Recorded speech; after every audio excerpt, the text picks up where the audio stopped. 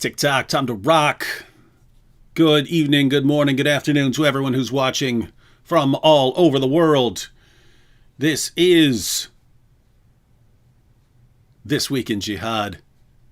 Robert, Seinfeld was called The Show About Nothing.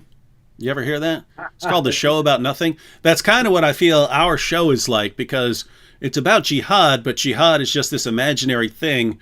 So it's not really about anything, but what do what prayer and good works? Yeah, is that what your critics say that jihad really is? Yeah, jihad is the struggle to better one's soul, to be pleasing to Allah, and that means to be kind, to be magnanimous, to be charitable, to blow milk bubbles through a straw.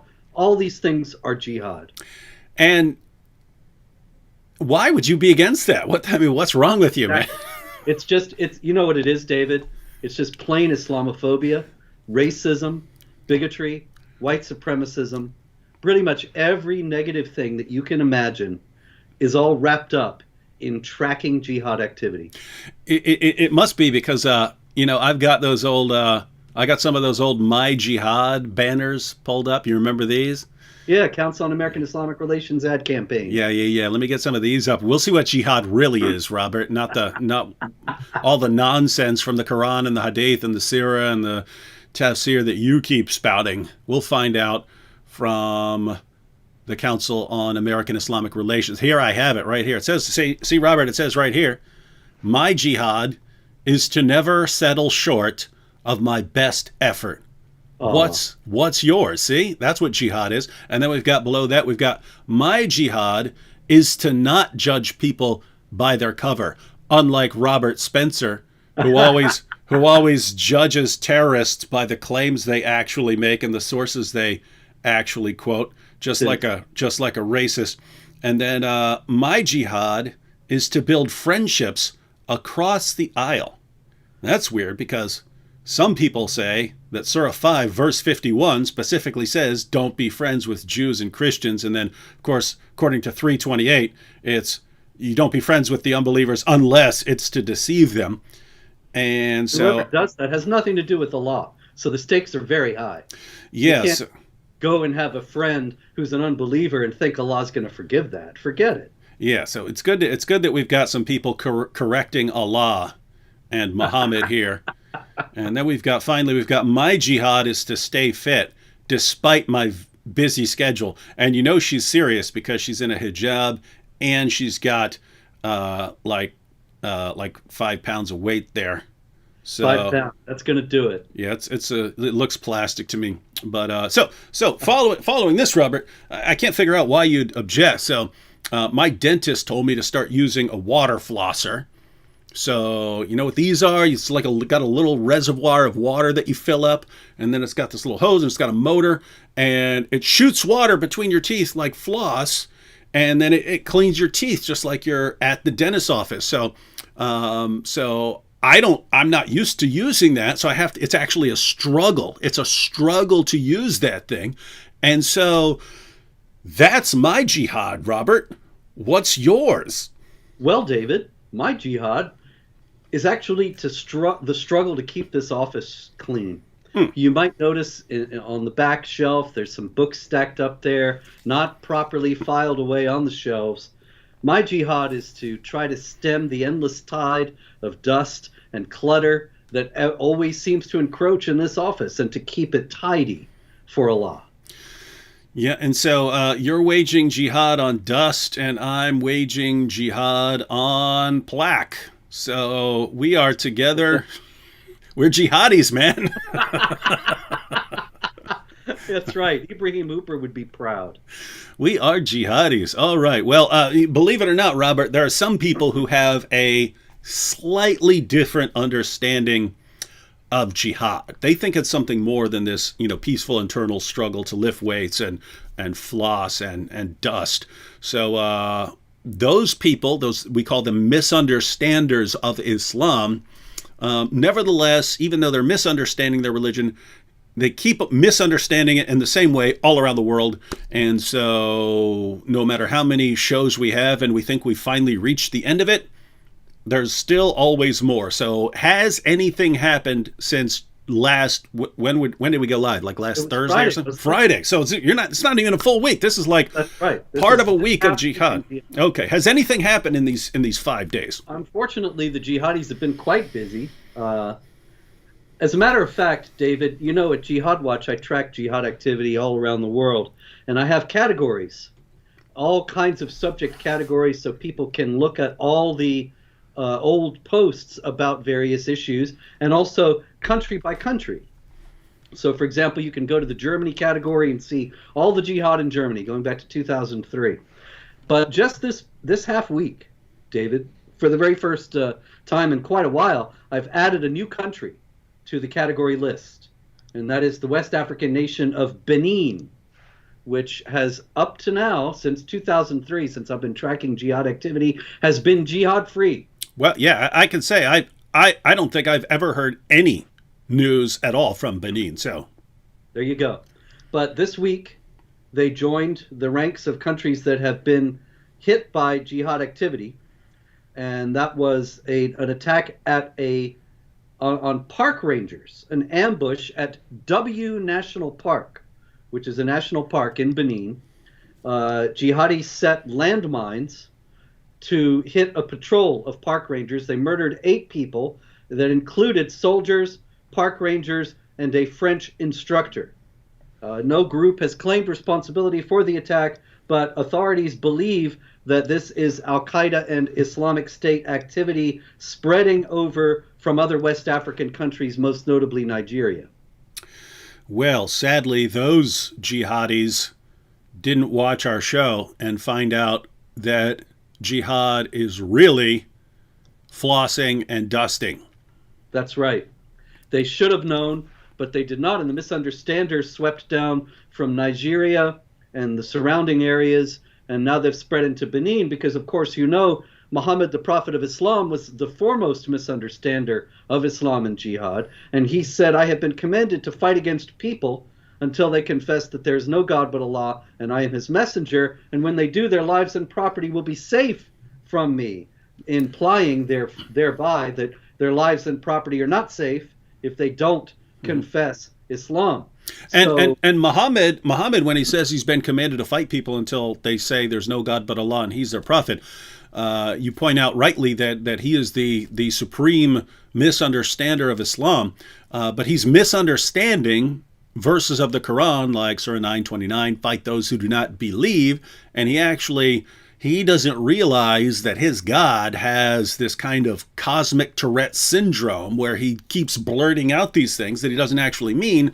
And so they've got this God who, his speech is all messed up, even though he constantly brags that it's perfectly clear. And then Muhammad misunderstands it. And then because he's called the walking Quran, he's supposedly the greatest interpreter of the Quran, and he misunderstood it. Therefore, people down through history have misunderstood it until we get to modern 21st century Western politicians and educators and Hollywood types who are not Muslim themselves. They understand it perfectly. They get it. And they're able to correct everyone on what Islam is. They're the experts now. But the thing is, since this misunderstanding is so widespread and it calls for endless warfare against unbelievers, it's only to be expected that jihad would spread to a new land, to Benin, this week. As a matter of fact, the 1400-year history of jihad is one of essentially inexorable advance that has only been rolled back in several places, in parts of India, in Israel, and in Spain. And consequently, to see jihad advancing and the conflict between Muslims and non-Muslims spreading to a new land, this is unfortunately a recurring feature of human history, and we are certain to see it again in the future.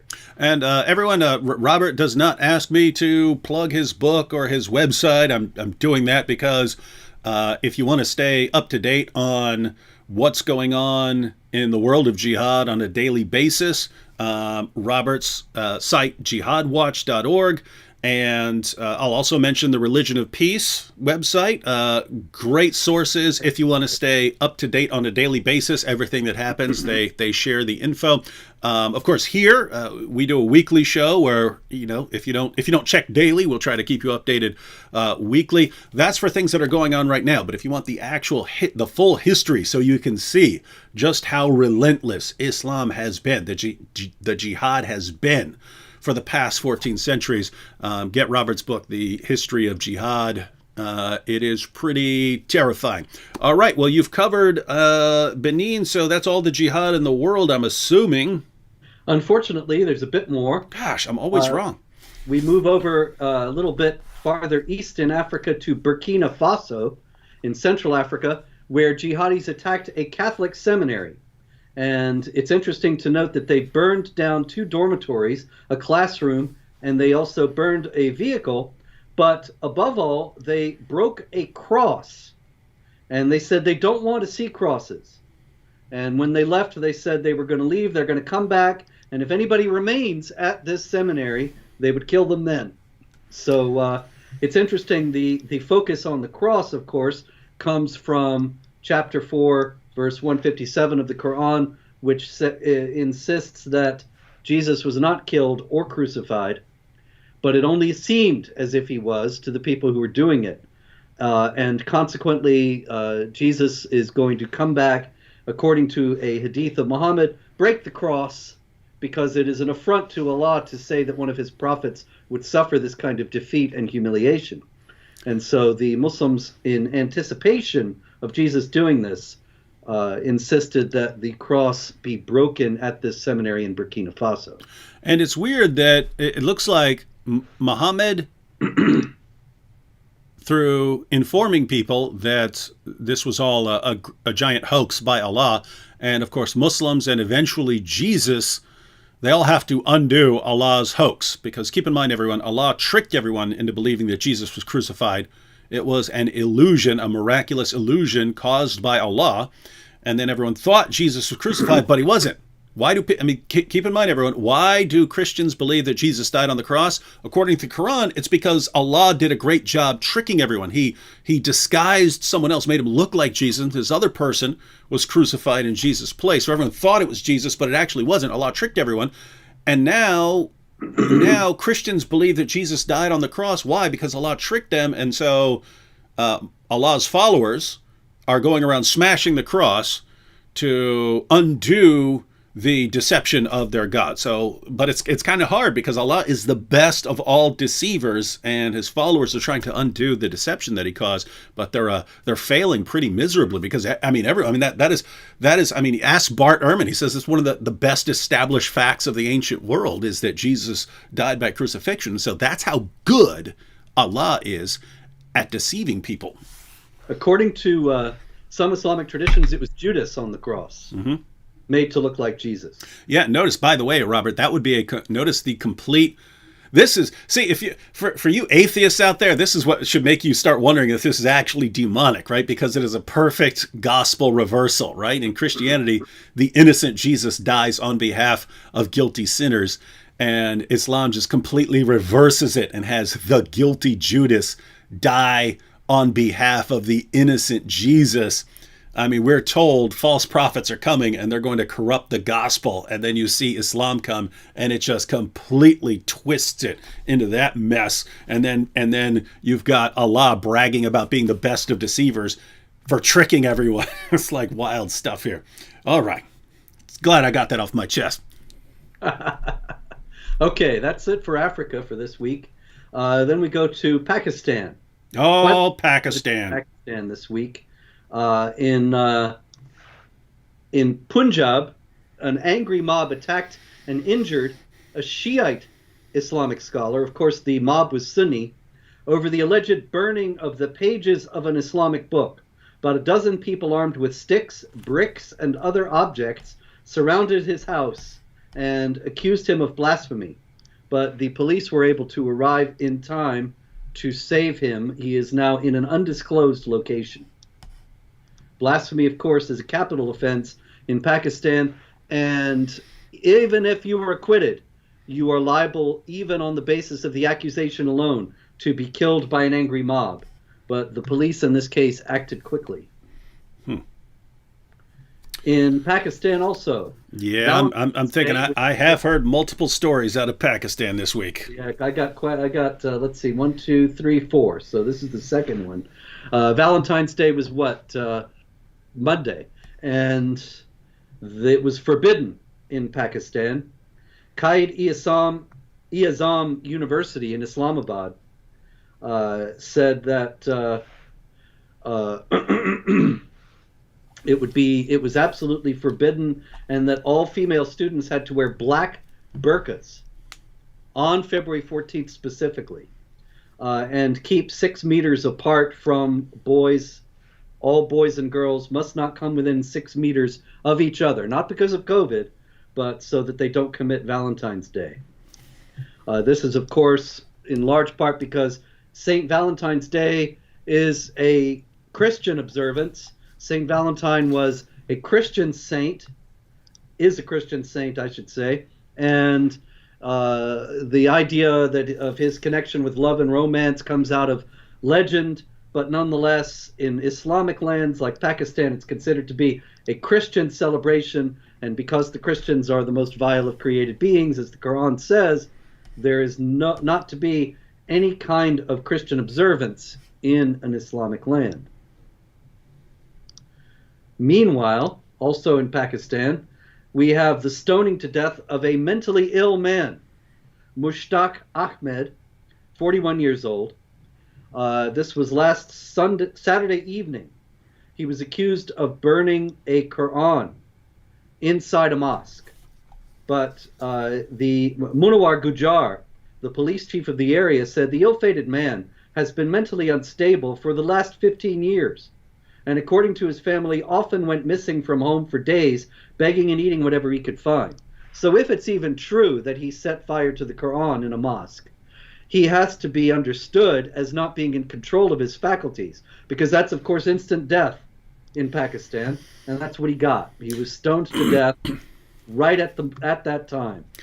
Yeah, when I first started seeing that story, that someone was stoned for supposedly burning pages of Quran, on the one hand, you always have to question the stories. You always have to question the stories because they're so frequently made up. If you don't like someone and you want to get someone killed, you can do murder by false accusation of blasphemy.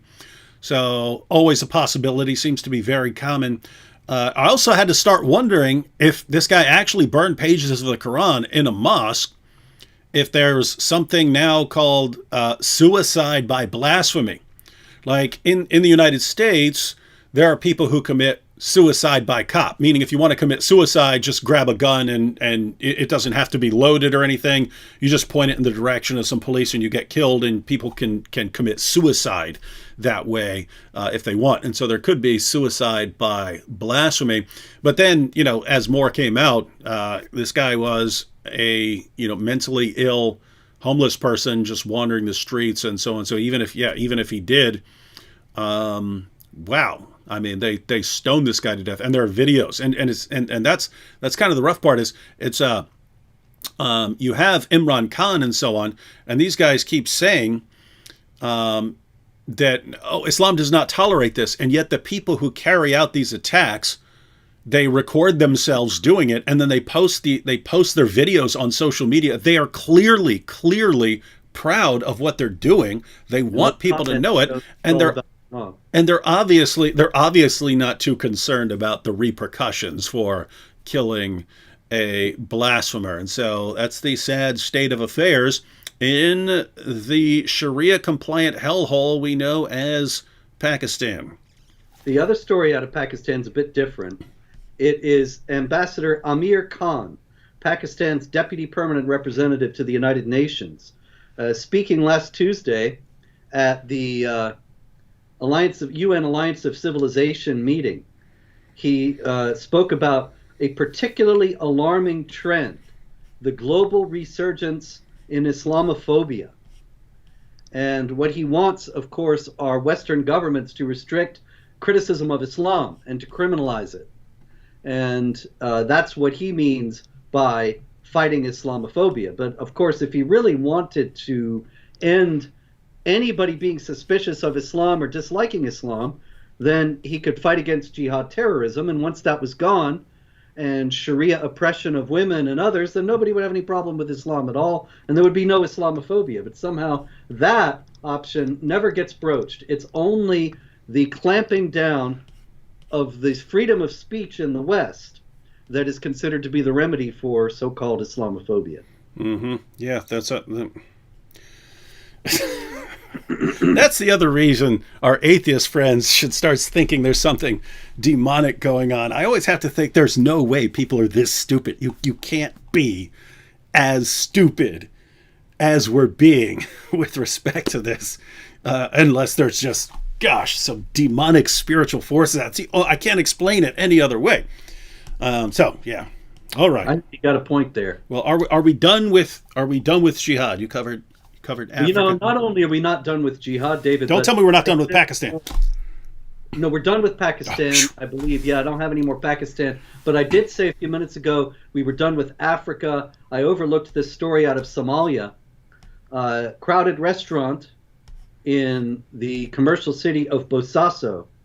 And a jihad suicide bomber killed 4 people and injured at least 7 with an explosion outside this crowded restaurant. Of course, this is because probably these are Ash-Shabaab jihadis who reject the authority of the government in the area, and consequently they believe that it is serving Allah to strike terror in the hearts of what they consider to be the enemies of Allah, as per chapter 8, verse 60 of the Quran.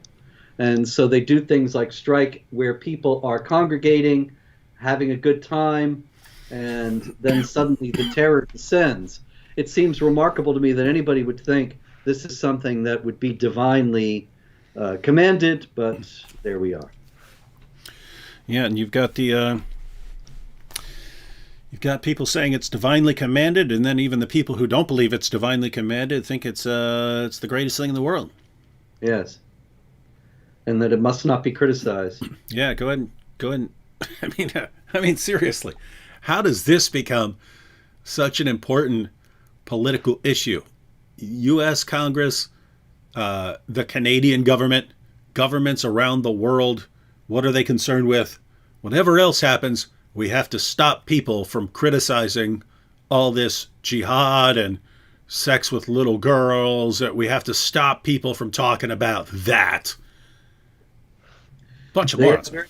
Obviously very powerful and very compelling advocacy groups. Another aspect of that, David, comes to us this week from France, where in a very famous church, Saint Sulpice, I believe it is, Sulpice, I'm sorry, I don't know how to say this, in Paris, there was an outreach event that, of course, included the recitation of the Fatiha, the first chapter of the Quran, reference to Muhammad as a prophet, and girls wearing hijabs in the church. Wait, this is in a church? Yeah, this is in St. Sulpice Church in Paris. Wait, you said they read Al-Fatiha? Yes, they did. Do they know what that says? They know what I doubt they know what it says, but we know what it says. It curses the Christians as those who have gone astray from the straight path. This is the universal understanding of the last part of the Fatiha, or near universal understanding among Islamic exegetes. Well, yeah, it's all over the Muslim sources. In fact, they even put it in parentheses in the Hilali Khan translation. So, Surat Al-Fatiha, verses 6 and 7. I'll read the Hilali Khan.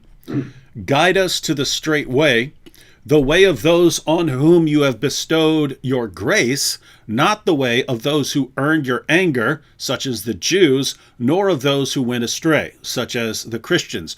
So they recite Surat Al-Fatiha, and keep in mind that, Muslims recite this all the time. They recite this all times a day. Yeah. If you pray the 5 prayers a day, you'll say this 17 times. So, and it's not just the Saudi translation. Mm-hmm. This is very, very common among Islamic commentators. For example, Ibn Kathir, who is mainstream Sunni Islam, the mainstream Sunni Islamic understanding of the Quran, he says the two paths he described here are both misguided.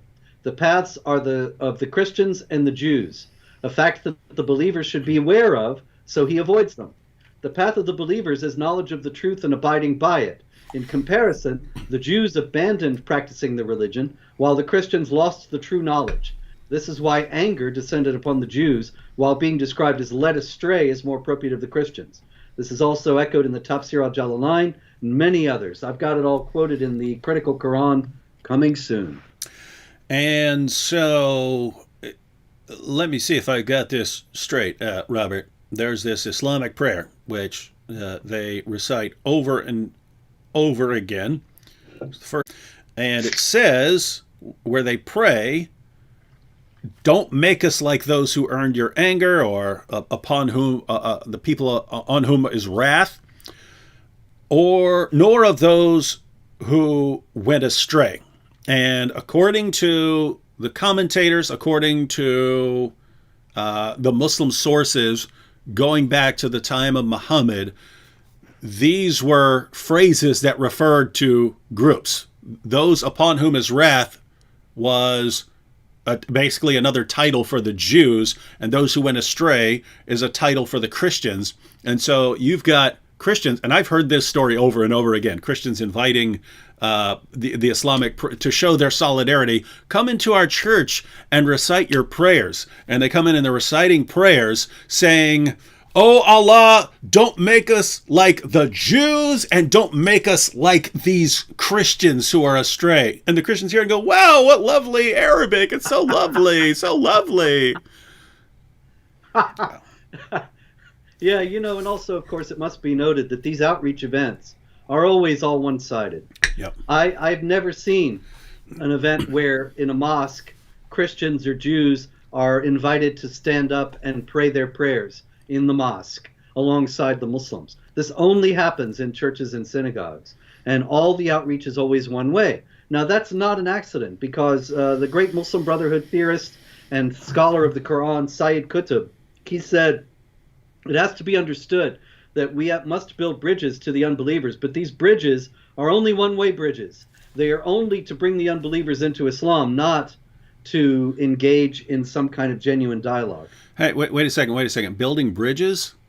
Where did I see that before? Which one did I see that? Ah, there it is. My jihad is to build friendships across the aisle. There it is. See? Yep. Building bridges.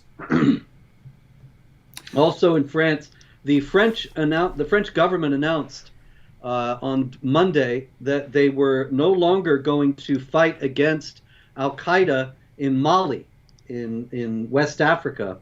They find that the conditions are no longer in place so that they can act in Mali. And I think this is noteworthy because it's essentially what always happens. The jihadis consider that they're fighting a 1400-year war. Mm-hmm. The non-Muslims do not generally have an understanding of what they're involved with, as we could see with the U.S. misadventure in Afghanistan. Mm. And they don't know how to deal with it, and they don't know what they're up against. So ultimately, they run out of patience and they leave, and then the field is open for the jihadis. This is unfortunately also another recurring theme of history. And it's connected to people having a really stupid view of Islam, right? Like back when we had what were the Arab Spring, and the idea was there are all these people, they're all the overwhelming vast majority, you're talking 99.9 something percent of Muslims in the Middle East are freedom-loving, peace-loving, American flag-waving people, and they just have these bad leaders in place. And so if we could just get rid of the bad leaders, if we just got rid of Saddam Hussein and Assad and Gaddafi and these guys, Mubarak, if we just got rid of these guys, all the freedom-loving, peace-loving people would take over and flourish. And so, hey, let's go start taking out these leaders. That's what happens. And then, wait a minute, they're all blowing up each other's mosques now. Like, what happened? Wait, what just happened? And so with like Afghanistan and really any other place. It's like you have this idea that you're dealing with this tiny minority of extremists that you've been reporting on for a very long time. You've got this tiny minority of extremists, and the people are overwhelmingly against them. So obviously, you've got a powerful nation like the United States, or I can't exactly say a powerful nation like France, but compared to Mali, I mean, France is powerful. And so obviously we can go over, we can deal with this tiny minority of extremists, and you just never defeat them. You just stay there. I mean, first of all, you always got to fight with both hands tied behind your back because you don't want to hurt people's feelings. But you just never get anywhere. And it's like, wait a minute. You just killed a bunch of jihadis. You just killed a bunch more jihadis. You just killed a bunch more jihadis. And the jihadis just keep coming at you. When are you going to learn that it's more than this tiny minority that you think is there? Exactly. Another emblematic incident out of France this week, and that was that this is a story that goes back to December. Actually, on December 27th, a man entered a Muslim prayer room, and he threw the contents of several shelves on the floor, tore out a radiator, and wrote on a paper tablecloth accusing the imam of turning the faithful at this mosque into terrorists. This is a man who appeared in court this past week, and it turns out, you probably can guess this, David, he's a Muslim. That's strange. After this was, of course, understood to be an Islamophobic attack by some white supremacist, racist, anti-Muslim bigot, turns out to be a Muslim. Coincidentally, in Dearborn, Michigan, this past week, a man who set fire... Hold up, Dearborn, my home away from home. Yes. The Al-Huda Islamic Association in Dearborn, Michigan. There was a fire set there recently. And the Council on American Islamic Relations issued a very regretful press release. And here again, we have this terrible incidence of Islamophobia until the gentleman who set the fire was identified. A man named Ahmed Taki, a Muslim, who his motives, according to the Associated Press, were unclear. And the mayor of Dearborn, Abdullah Hamoud, said he was experiencing a mental health crisis. But in any case, whatever may have motivated Ahmed Taki and the man in France, it's noteworthy that both of these incidents would have been trumpeted as indications of Islamophobia in the West. And if it had been in Pakistan, they'd have stoned him to death. Indeed, right away. So many of these incidents that are considered to be signs of Islamophobia turn out in all too many cases to have been perpetrated by Muslims themselves, either because of some other issue or because they are trying to give the impression that Muslims are suffering widespread discrimination and harassment in the West, which they can then exploit for political purposes. Another one out of France, a few years back, you may recall, 2016, an 85-year-old priest, Father Jacques Hamel, was saying Mass in France when some Muslims came into the church and beheaded him. 4 of the accomplices of the attacker, of the 2 attackers, Adel Kermish and Abdel Malik Petitjean, apparently a convert. In any case, 4 of their accomplices are on trial now. And it's interesting to note that one of them, who is on trial now, has been charged with complicity in the killing by helping to choose the target and providing advice. One of the things that he said to the attackers was, "Pounce on the infidels like a hungry lion pounces on its prey." So he apparently does not understand jihad properly and thinks it has something to do with being violent to non-Muslims. Where he got this idea has not been reported. One misunderstander of Islam gets it from another misunderstander of Islam, all the way back to Muhammad, who misunderstood his revelations. When are Muslims today going to start listening to Hollywood? getting Yes. their information about what Islam teaches from Hollywood, from Western politicians, from Western educators, and from journalists. Those are the only reliable sources of what Islam teaches. If you go to the Quran and the Hadith, they're just going to lead you astray. Yes. That's right. Hillary Clinton, Joe Biden, they'll tell you what Islam is all about. They'll tell you that it's peaceful, has nothing whatsoever to do with terrorism. But not the Quran. Come on. Come on, man, as Biden would say. Anyway, let's go to India. Quite a lot of activity in India this past week. There's a big controversy roiling in India these days, David, because India, for 70 some years now, since it's the founding of the modern nation, India has been enforcing a uniform law in its schools. And the uniform law does not allow for headgear, which means no hijab. And so only this last couple weeks, Muslim students have discovered that they're being discriminated against.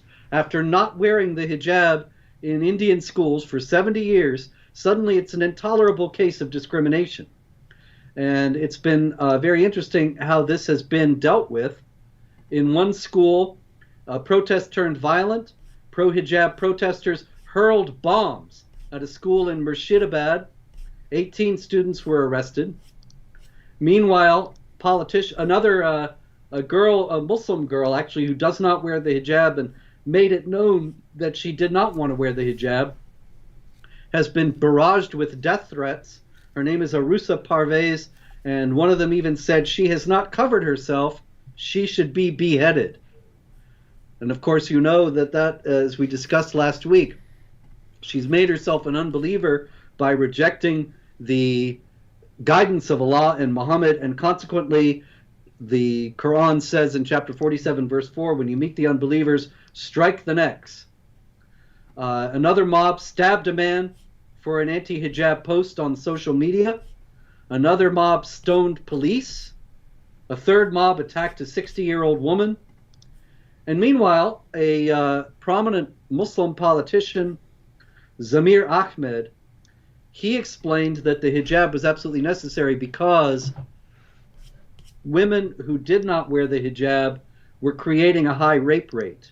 In other words, women were getting raped because they didn't wear hijab. This is why the rape rate was high in India, and it would come down if women would just wear hijab.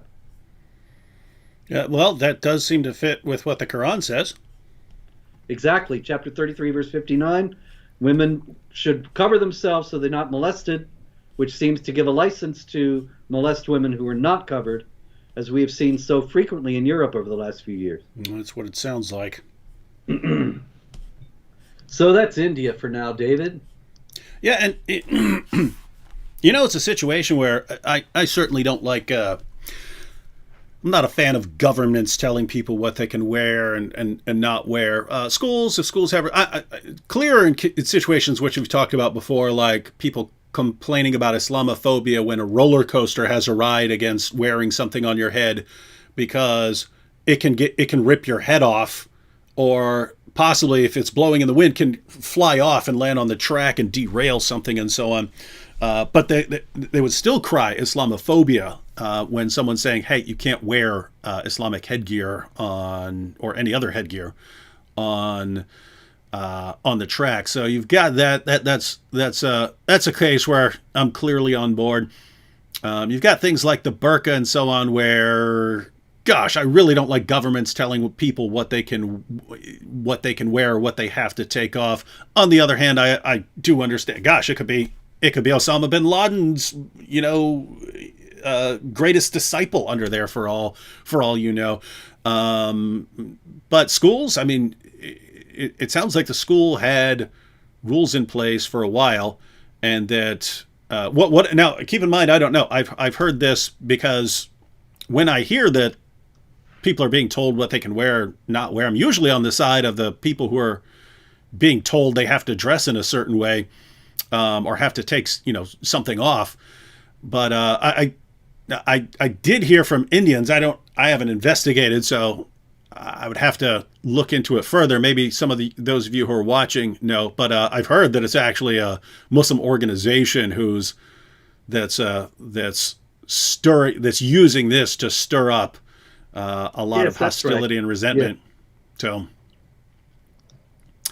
So it's a situation where, imagine a school here in the U.S. where there's this dress code, and you've got Christians and Jews and Muslims, and they're all under the same dress code, and all of a sudden it becomes this big ordeal because of the dress code, that one group is not allowed to dress in a certain way, and you make a media frenzy over it. And so, well, you know, even if they're completely justified, and even if you could say, let them wear the hijab in the school, repeal the uniform requirements, it doesn't matter, it's not important.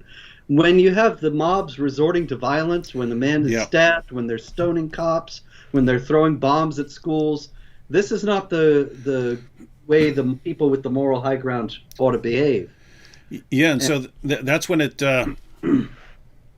if it is being stirred up deliberately by an organization, and there was no real problem there, and everything was fine, and everyone agreed that, hey, this is what the dress code is in the classrooms, not applying to outside, it's applying to once you get into the classrooms.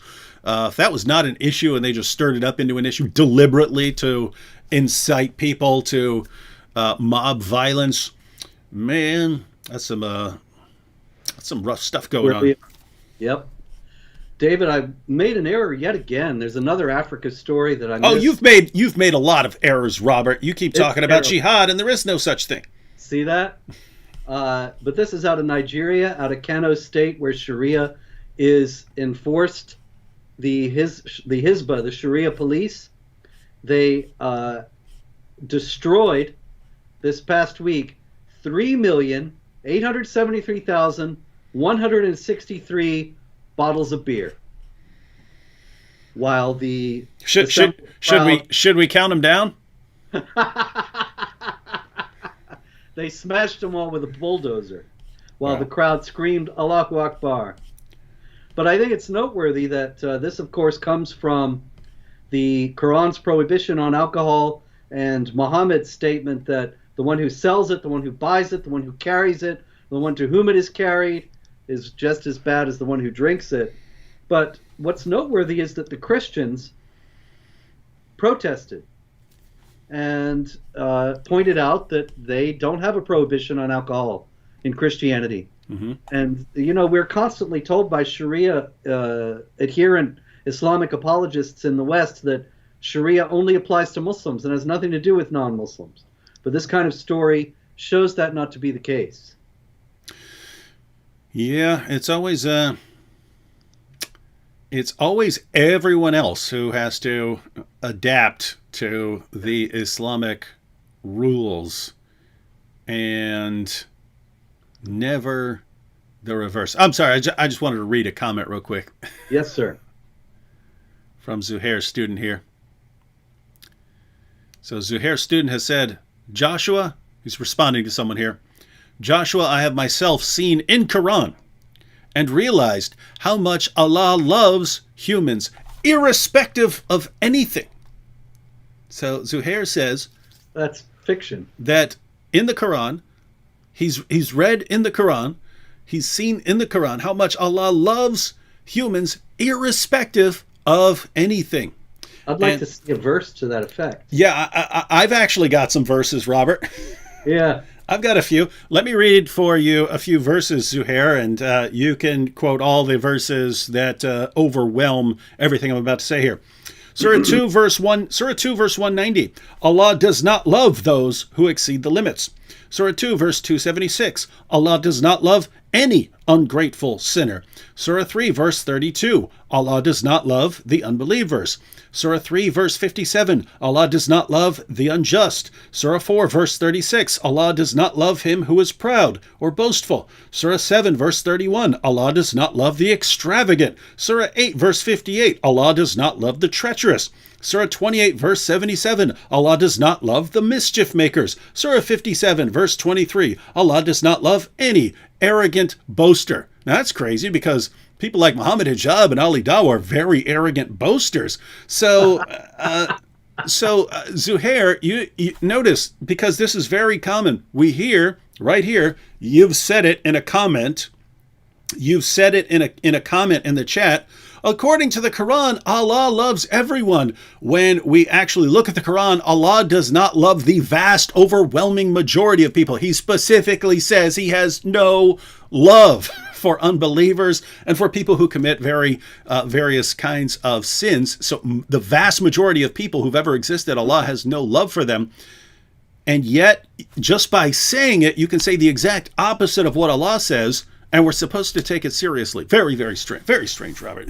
I'm still trying to get my mind around how Islam works, because knowledgeable Muslims, they say, hey, you want to know about Islam, you have to go to the Quran and the Sunnah, and that's where you go, and that's where you find out about Islam.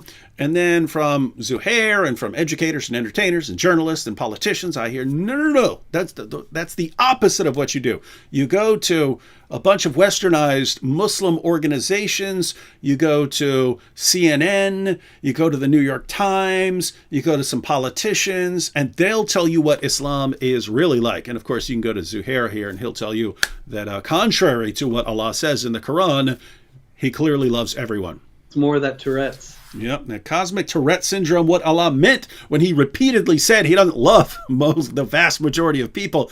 What he really meant was he loves everyone. And Zuhair has his Tourette's detector on and can detect the places where Allah was off his meds and said things wrong.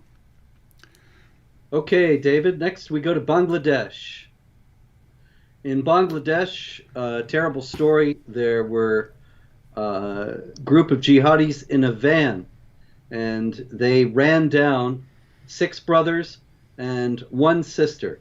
The brothers were all killed, and the sister was seriously injured. This is after their father, the father of these 7 children, had started to receive threats after he began to build a small Hindu temple in the area of Hasinapara, where all this happened.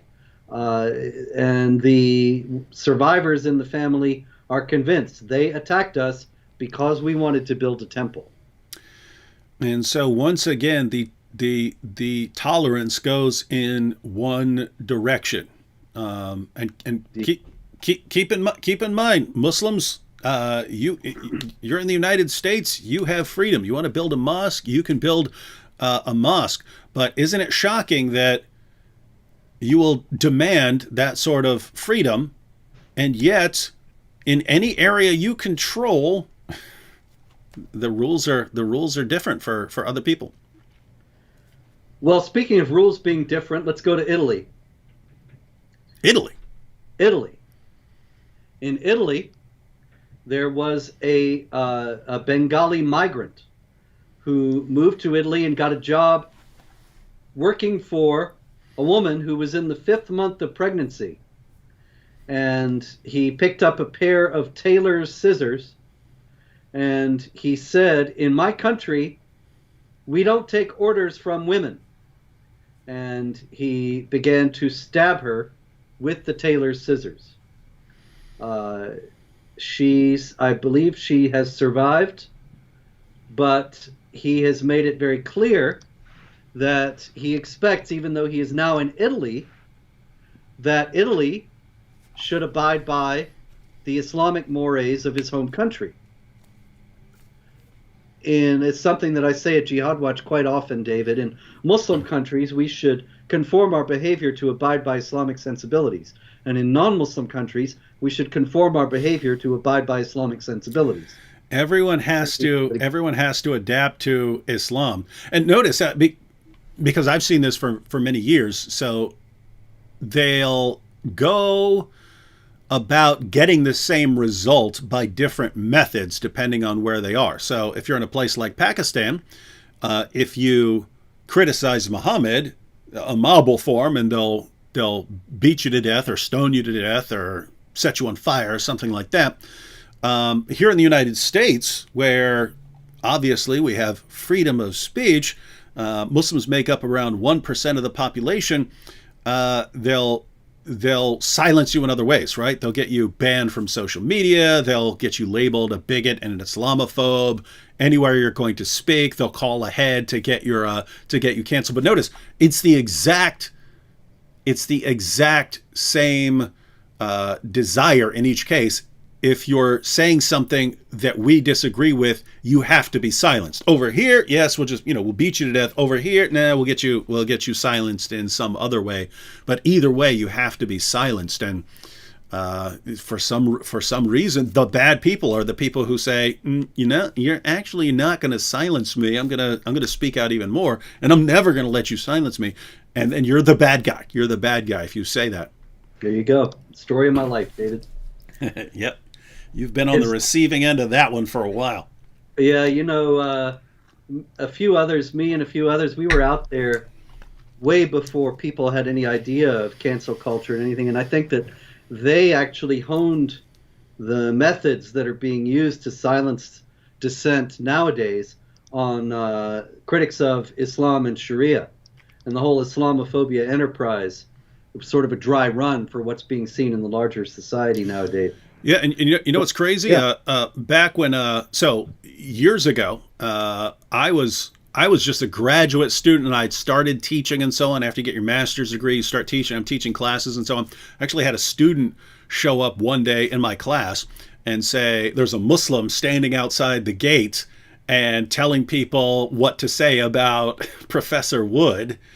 And that's before I'm doing things like eating the Quran and making Quranigami and stuff like that. Back then, I'm just like a debater, but I'm, a pretty nice guy. And so even then, they were calling the university, complaining about me.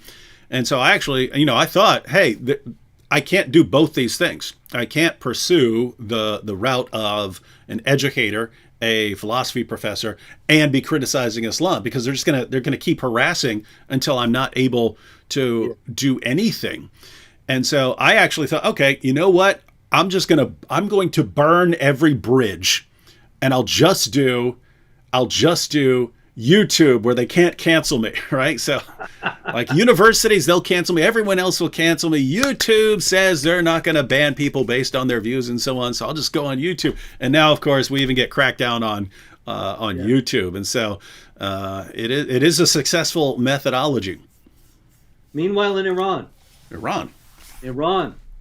the Islamic Republic, 10 converts to Christianity were put on trial for propaganda against the Islamic Republic, which essentially amounted to just harassment for their conversion. But they were acquitted, interestingly enough. However, they have been ordered to take re-education classes, Islamic re-education classes, from an imam who would guide them back onto the right path. And so they have to attend 10 sessions with this imam who will explain to them the light of Islam. I'd like to attend those sessions. Yeah, that would be fun. I'd love to go myself. Can we ask questions? Hey, send him a message. Tell him we'd love to join him, like on a Zoom. We'll do the whole thing. We'll do it. We'll have we'll have it on Zoom, right? We'll do the whole thing on Zoom, and then hundreds of thousands of people will watch it. That'd be marvelous. Yes. Unfortunately, as you know, even if it were possible for us to attend this, they would never allow it because, of course, the playing field is never level in these contexts. No, and even if I agreed ahead of time, even if we agreed and said, you know what, we will not insult in any way. All we will do is quote your sources in response to what you're saying. We will not say one word unless it comes from Allah or Muhammad, and we will just quote them. It would never in a million years allow it. That's right. Okay, over to Sweden. In Sweden, there is an Islamic political party, Nyans, I guess it's called, and the leader of it, Mikael Yüksel, posted on Twitter recently, "Soon we will take over all of Skane with Malmo at the top." Malmo, of course, being a Swedish city that's got a very large Muslim population. He's saying we're going to take over the whole surrounding region. Now, this is not generally how political parties in the West have operated up to now. They don't talk about taking over, but rather convincing voters, winning elections, and so on. But Mikhail Yüksel is introducing a quite different political model into Sweden, and I'm sure that we have not heard the last of it. Yeah, and I'm sure their intentions are entirely wonderful. Of course, they want to impose Sharia, and Sharia being the law of Allah, what could be wrong with that? Not a thing, Robert. Not a thing. That's right, David. Many, many people would say that you're just Islamophobic for opposing Sharia. Sharia is benign and completely compatible with Western secular democracy. Consequently, only racist Islamophobes could possibly object. Yeah, I mean, you've got so you have things like the command to kill apostates. You've got 14 centuries of Muslim scholars saying, yeah, that means exactly what it sounds like it means. You have lots of people for a little while more recently saying, no, that's not what it means. When he says chop people's heads off for leaving Islam, he really means if they leave Islam and then go and join a foreign military and then come back and attack you, you fight in self-defense. But you have very, very popular da'is, Muslim speakers like Ali Dawa saying, of course, as soon as we take over, we're going to chop your heads off. And we're proud of that, right? And it's just amazing because, Robert, it's so stupid and insane. If you say to someone at CNN or you say to a politician, Islam says that if you leave Islam, you should be killed, they will hate and despise you. But you got people like Ali Dawa bragging about it, and his fans love it. But even more strange is that people like the apostate prophet or all these ex-Muslims, if they say, you know what, if they actually are spreading their religion and that religion calls for us to be beheaded if they ever come to power, I want to oppose their ideology and I want to oppose them ever establishing Sharia. They're racist, Islamophobic, hate-mongering bigots as well. It's like, hey, I don't want to be killed by this, and that makes you some sort of bigot. It's an insane world we live in. Indeed. No doubt about that. Speaking of insanity, we'll wrap up with Afghanistan. Doorstep. There's always, I mean, it's a contest. If you want to wrap up with insanity, you either wrap up with Afghanistan or Pakistan. But you already did Pakistan, so. An explosion at the doorstep of a mosque killed one worshiper and wounded 7 others last Friday. Now you got to wonder who on earth would have done that. In Afghanistan, pretty much everybody is a Muslim. How did an Islamophobe get into Afghanistan and succeed in placing this bomb at a mosque?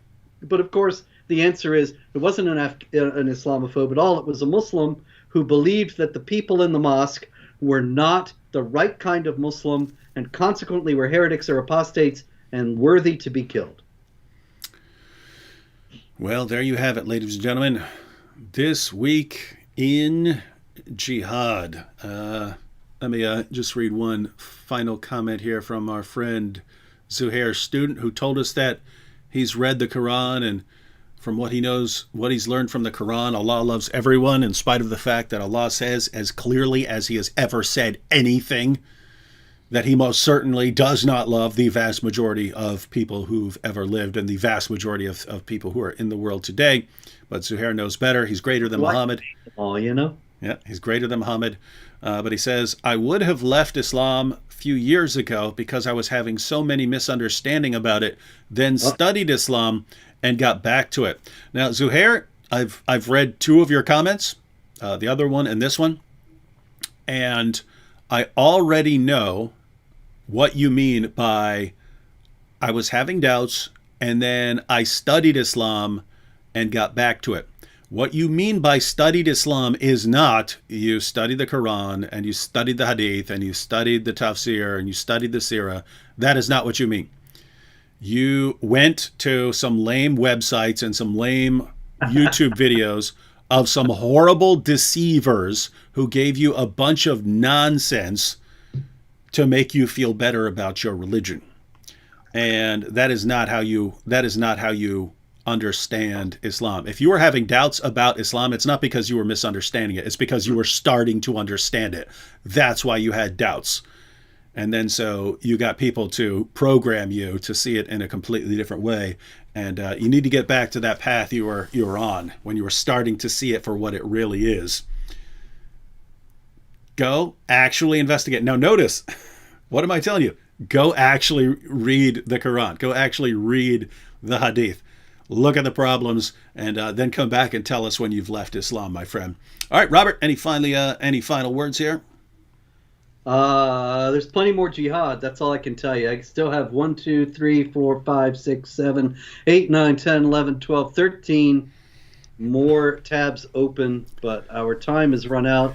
Jihad never does run out, unfortunately, and so there's always more. You need to just move where I am, and we'll build a little studio, and we can just have 24-hour jihad news. We'll need another couple of people. 24 hours, just 24 hours a day is just people keeping the world updated on all the latest jihad stories. JNN. That are coming in. Jihad News Network.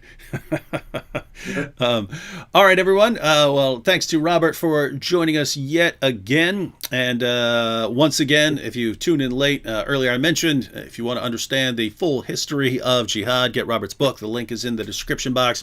And if you want to stay updated on jihad on a daily basis, go to Robert's website, jihadwatch.org. And if you don't have time on a daily basis to check the news, then come back here, because we will give you the highlights, or maybe I should say lowlights, of jihad on a weekly basis here on This Week in Jihad. See y'all next week.